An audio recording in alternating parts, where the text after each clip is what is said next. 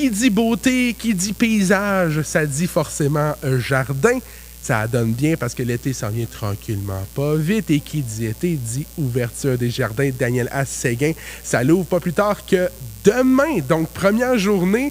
Il y en a une qui est fébrile. Elle s'appelle Caroline Nantel. Elle est directrice générale du jardin Daniel A. Séguin. Caroline, comment ça va? Fébrile et très, très enthousiaste, par exemple. Bien, c'est sûr et certain. Demain, ouverture. On est-tu fin prêt? Bien, là, on a commandé du beau temps. Fait qu'aujourd'hui, la pluie pour permettre de tout rendre ça spectaculaire. Puis demain, c'est parfait. En espérant que la pluie soit chassée. On va dire ça comme ça. Chassons la pluie, il n'y en aura plus. On va mettre 2-3 ventilateurs. On va faire tasser ça. On envoie ça vers où, là? On peut l'envoyer vers le nord. Ouais. Ben, ouais. peut-être. Ben, tu sais, vers le fleuve, dans ces eaux-là. OK. On lance la météo, puis on revient au jardin. On va revenir au jardin. Vous voyez que la géographie, c'est pas notre fort. La saison estivale débute, comme j'ai dit, ce samedi, avec un événement tout en couleur rose, le Rose Expo. C'est quoi, au juste, le Rose Expo? Rose Expo, c'est une espèce de symposium qu'on reçoit. C'est la 4e année cette année. En fait, c'est une compétition de beauté, de résistance. Donc, ce sont des fleurs coupées. Il y a à peu près 300 spécimens de roses qui sont présentés au public. Les gens sont invités à voter. Et c'est en collaboration avec Rose Expo Québec, une filiale de Rose Expo Canada. C'est vraiment un événement attendu. On parle de couleurs, tu parles de couleurs, mais d'odeurs aussi. Oh, ça va sentir très, très bon là-dedans. C'est magnifique. Puis cette mémoire associée à l'odeur a ceci de particulier qu'elle reste très, très longtemps.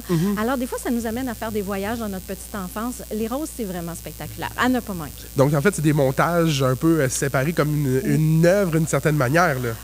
Oui, en fait, je te dirais, c'est comme vraiment une mise en vitrine de différents types et d'espèces de roses qui sont présentées dans des pots. Donc, c'est ça, des fleurs coupées. Et on va leur attribuer...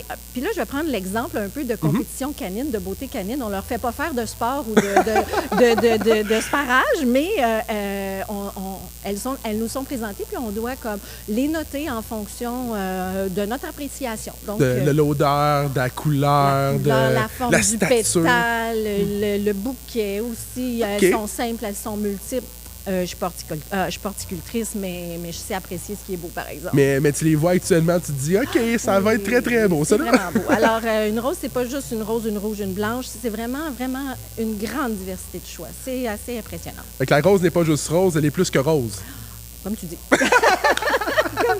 Et aussi, ben, au courant de l'été, on va recevoir Courtney Clinton du côté du jardin Daniela Séguin. Courtney qui va faire c'est notre première résidence, en fait. Résidence au jardin, on l'a en fait, on est chanceux de l'avoir chez nous. Elle vient travailler chez nous pendant tout l'été jusqu'à la fin. En fait, toute la saison jusqu'à la fin du mois d'octobre.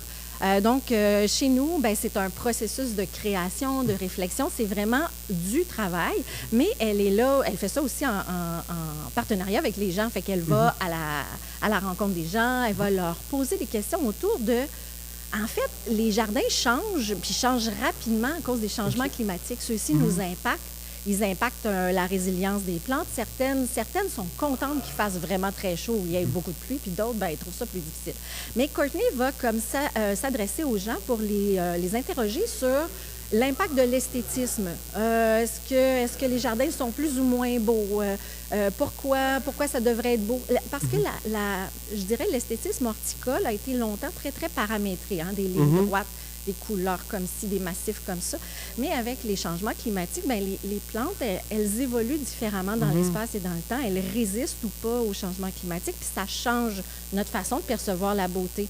Puis le jardin Daniela Séguin, il n'y échappe pas. En fait, c'est vraiment une constante dans les grands jardins botaniques de devoir s'adapter, mais aussi d'amener la population à comprendre cette adaptation-là, parce qu'on ne veut pas utiliser de pesticides, on veut laisser agir la nature en fonction de ses besoins. Donc, du contrôle qu'on exerçait comme au début du siècle, c'est moins à propos.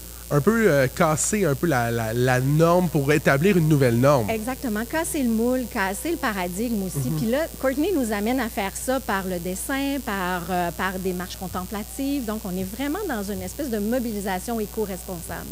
Et là, il n'y a pas juste des fleurs dans un jardin, il y a aussi des variétés d'arbres, dont un certain bonsaï qu'on va découvrir le 4-5 juillet.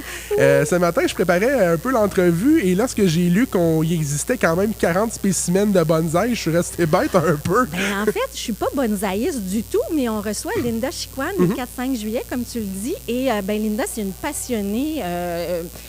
C'est vraiment, en fait, le bonsaïsme rassemble des gens qui sont passionnés parce qu'on doit, là, dompter la nature. Hein. On peut faire des bonsaïs presque avec n'importe quelle plante. OK. Plantes et arbres, pas uniquement des arbres. Et ces bonsaïs-là peuvent vivre, ils sont transmis de génération en génération. Il peut y avoir des bonsaïs de 150, 200 ans. Alors, c'est une tradition asiatique, japonaise qui est vraiment très rigoureuse, paramétrée. C'est vraiment comme un art et une science. En fait, c'est aussi un art de vivre parce que tu dois travailler tes végétaux presque à tous les jours, t'assurer qu'il n'y ait pas de pucerons. C'est vraiment, vraiment un art de vivre. Donc, on va avoir un petit avant-goût de ça avec Linda les 4 et 5 juillet. Puis elle nous amène juste une petite partie de sa collection. Je pense qu'elle a j'ai dit 300 tantôt, mais je pense que c'est plus que ça. Mon Dieu. On ne peut pas toutes les amener. Elle a un entrepôt rempli de bonsaï. Des serres pleines. Oui. Oui, des serres pleines, effectivement. Puis elle fait ça depuis plusieurs années. Puis, sa pratique l'amène à présenter ses spécimens tant au Jardin botanique, qu'au Jardin de Kingsley Falls, qu'au Jardin Daniela Séguin. Puis je dirais que depuis vraiment plusieurs années, là, c'est une fan finie du jardin. Et là, quand on pense au jardin botanique, souvent, il y a des familles qui se disent « Ah, un jardin, ça correspond peut-être pas à mon style de vacances. » Alors pourtant, c'est un endroit qui se visite quand même très, très bien en famille. Là. Oui, ça nous permet, je dirais, d'évaporer le stress. On a comme 2,5 km de sentiers. On se fait transporter par les odeurs, par le son. On a beaucoup d'oiseaux à découvrir au Jardin Daniela Séguin. Puis, comme on comprend aussi le besoin des familles de maximiser leurs déplacements et leurs dépenses, on travaille avec des organisations autour de nous pour pouvoir maximiser justement ces visites-là. Alors, on offre de la forfaitisation avec Intera Expérience immersive. Donc, on achète nos billets sur Intera puis on visite le jardin et Intera dans la même journée ou pas dans la même journée, mais on a comme un duo, un package de visites qui nous amène à dire l'agroalimentaire, l'horticulture au jardin, puis la transformation de l'orge ou du blé en de boissons, enivrante ou pas. Fait qu'il y a avec Intera, puis on peut aussi dire, moi, je vais voir chouette à voir, puis j'ai un petit pourcentage de rabais au jardin, et vice-versa. On va au jardin, puis on a un pourcentage de rabais chez chouette à voir. Donc, on essaie de maximiser la présence des gens dans la région mascoutaine lors de leur visite. Et surtout, on vous invite à aller faire votre tour parce que j'ai vu quelques images du jardin Daniela Séguin. Je suis tombé vraiment en amour avec ce jardin-là. Je viens tout juste d'arriver dans le coin et là, je me suis dit, OK, ça, il faut que je mette ça dans ma bucket list. Oui, dans ta bucket list, mais un jardin, c'est pas statique, hein? Fait que ça se transforme. Une journée de pluie comme aujourd'hui, c'est magnifique. Là, tu le verras jamais comme ça parce que ça se renouvelle à chaque jour. On a des plants au printemps qui sont spectaculaires, mais il y en a d'autres qui se mettent en branle pendant l'été. Puis à l'automne, avec l'éclairage qui change, l'éclairage un peu plus rasant, c'est magnifique avec vraiment les camailleux d'orange et de jaune dans les arbres. Franchement, c'est un espace à découvrir. Puis moi, j'invite les gens à emprunter, laisser passer à la bibliothèque pour venir visiter un jardin comme on emprunte un livre, ou bien à se procurer une carte de membre puis venir, si on est chanceux, à venir presque à tous les jours. Je vais essayer de m'arranger avec mon boss si je peux venir à tous les jours. Je vais essayer d'arranger ça dans mon petit... Mets ça dans ton bucket list, on s'organise avec le plaisir. Tous les détails, ça se trouve sur le site web du Jardin Daniela Séguin. Caroline Nantel, un énorme merci d'être passée au micro des Midi Culturels. Merci de l'invitation. Bienvenue à tout le monde. On a hâte de vous voir. Oui, demain matin, on vous attend. 10h demain matin, la porte s'ouvre. L'invitation est lancée. Vous aimez notre contenu? Abonnez-vous.